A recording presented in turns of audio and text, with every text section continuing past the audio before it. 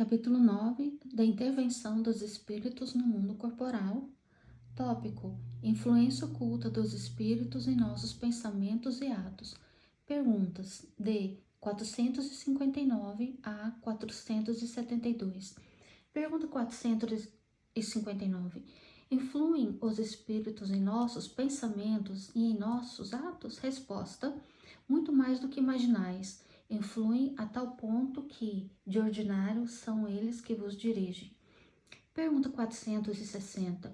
De par com os pensamentos que nos são próprios, outros haverá que vos sejam sugeridos? Resposta: vossa alma é um espírito que pensa. Não ignorais que, frequentemente, muitos pensamentos vos acodem a um tempo sobre o mesmo assunto e, não raro, contrários uns aos outros. Pois bem, no conjunto deles estão sempre de mistura os vossos com os nossos. Daí a incerteza em que vos vedes, é que tendes em vós duas ideias a se combaterem. Pergunta 461.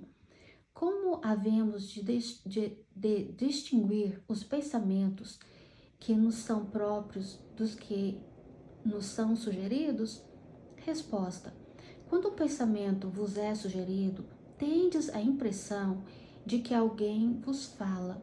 Geralmente, os pensamentos próprios são os que acodem em primeiro lugar. Afinal, não vos é de grande interesse estabelecer essa distinção. Muitas vezes é útil que não sabais fazê-la.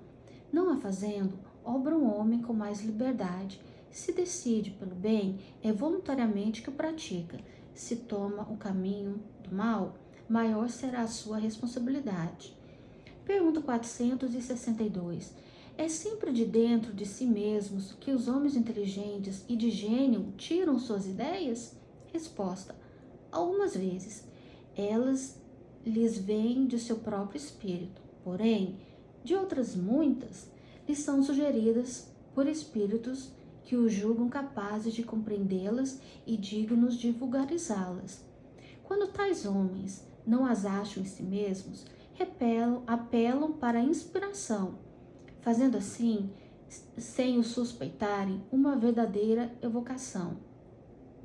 Se fora útil que pudéssemos distinguir claramente os nossos pensamentos próprios do que nos são sugeridos, Deus nos houvera proporcionado os meios de o conseguirmos, como nos concedeu o de diferenciarmos o dia da noite. Quando uma coisa se conserva imprecisa, é que convém assim aconteça. Pergunta 463. Disse comumente ser sempre bom o primeiro impulso? É exato? Resposta: pode ser bom ou mal, conforme a natureza do espírito encarnado. É sempre bom aquele que atende às boas inspirações. Pergunta 464. Como distinguirmos se um pensamento sugerido procede de um bom espírito ou de um espírito mau? Resposta: estudai o caso. Os bons espíritos só para o bem aconselham. Compete-vos discernir. Pergunta 465. Com que fim os espíritos imperfeitos nos induzem ao mal? Resposta: para que sofrais como eles sofrem. Pergunta A. E isso lhes diminui os sofrimentos? Resposta: não, mas fazem-no por inveja, porque não podem suportar que sejam seres felizes. Pergunta B. De que natureza é o sofrimento que procuram infligir aos outros? Resposta: os que resultam de ser de ordem inferior à criatura e de estar afastado de Deus. Pergunta 466. Por que permite Deus que espíritos nos excitem ao mal? Resposta: os espíritos imperfeitos são instrumentos próprios a pôr em prova a fé e a constância dos homens na prática do bem. Como espírito que és, tens que progredir na ciência do infinito. Daí o passares pelas provas do mal para chegares ao bem. A nossa missão consiste em te colocarmos no bom caminho, desde que sobre ti atuam influências más, é que as atrais. desejando o mal, porquanto os espíritos inferiores correm a te auxiliar no mal, logo que desejes praticá-lo. Só quando queiras mal, podem eles ajudar-te para a prática do mal. Se fores propensa ao assassínio, terás em torno de ti uma nuvem de espíritos e te alimentam no íntimo esse pendor. Outros também se cercarão, esforçando-se por te influenciarem para o bem, o que restabelece o equilíbrio da balança e te deixa senhor dos teus atos. É assim que Deus confia à nossa consciência a escolha do caminho que devamos seguir e a liberdade de ceder a uma ou outra das influências contrárias que se exercem sobre nós. Pergunta 467. Por que um homem eximir-se da influência? Não pode um homem eximir-se da influência dos espíritos que procuram arrastá-lo ao mal? Resposta: pode, visto que tais espíritos só se apegam aos que, pelos seus desejos, os chamam, ou aos que, pelos seus pensamentos, os atraem. Pergunta 468. Renunciam às suas tentativas os espíritos cuja influência a vontade do homem repele?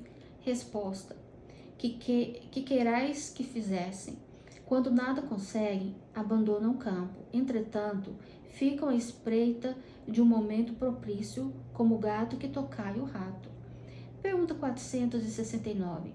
Por que meio podemos neutralizar a influência dos maus espíritos? Resposta: praticando o bem e pondo em Deus toda a vossa confiança. Repelireis a influência dos espíritos inferiores e aniquilareis o império que desejam ter sobre vós. Guardai-vos de atender às sugestões dos espíritos que vos suscitam maus pensamentos, que sopram a discórdia entre vós outros e que vos insuflam as paixões más. Desconfiai, especialmente, dos que exaltam o orgulho, pois que esses vos assaltam pelo lado fraco. Essa razão porque Deus, na oração dominical, vos ensinou a dizer: Senhor, não nos deixeis cair em tentação, mas livrai-nos do mal. Pergunta 470. Os espíritos que ao mal procuram induzir-nos e que põem assim em prova a nossa firmeza no bem, procedem desse modo cumprido missão? E, se assim é, cabe-lhes alguma responsabilidade? Resposta: a nenhum espírito é dada a missão de praticar o mal. Aquele que o faz, falo por conta própria, sujeitando-se, portanto, às consequências.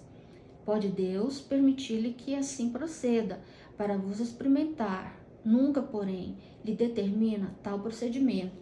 Compete-vos, pois, repeli-lo. Pergunta 471. Quando experimentamos uma sensação de angústia, de ansiedade indefinível, ou de uma ínfima insatisfação ou íntima satisfação, sem que lhe conheçamos a causa, devemos atribuí-la unicamente a uma disposição física? Resposta: é quase sempre feito das comunicações em que inconscientemente entrais com os espíritos, ou da que com eles tivestes durante o sono. Pergunta 472. Os espíritos que procuram atrair-nos para o mal se limitam a aproveitar as circunstâncias em que nos achamos ou podem também criá-las? Resposta: aproveitam as circunstâncias ocorrentes, mas também costumam criá-las, impedindo-vos mau grado vosso para aquilo que lhe cobiçais. Assim, por exemplo, encontra o homem no seu caminho certa quantia. Não penseis tenham sido os espíritos que a trouxeram para ali, mas eles podem inspirar ao homem a ideia de tomar aquela direção e seguir-lhe depois a de se apoderar da importância achada. Enquanto outros lhe sugerem a de restituir o dinheiro ao seu legítimo dono, O mesmo se dá com relação a todas as demais tentações.